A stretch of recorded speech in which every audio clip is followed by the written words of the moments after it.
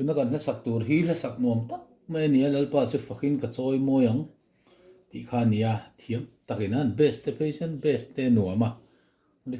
thut the ni thiam mang angin han sa chini la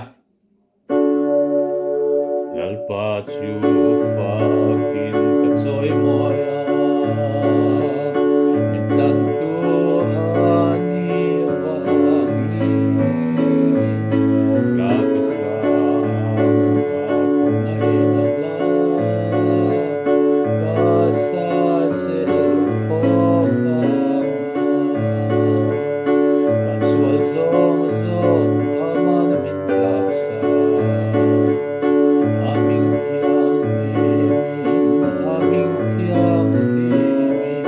ka sual zom zom aman min laksa hallelujah amin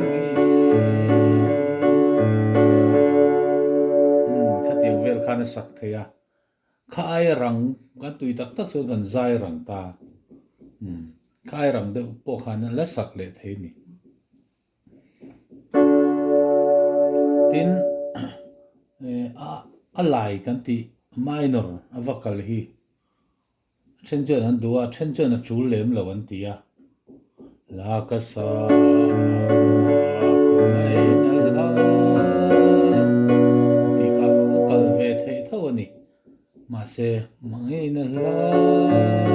ti kha na rem tho wa kha kha chu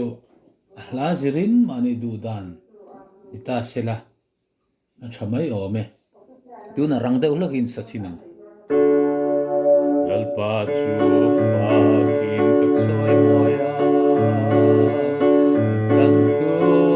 ani vangi la ka sa ako ngai na la ka sa zel fo ka sual zom zom aman min laksa aming thiang limin ka sual zom zom aman min laksa hallelujah amin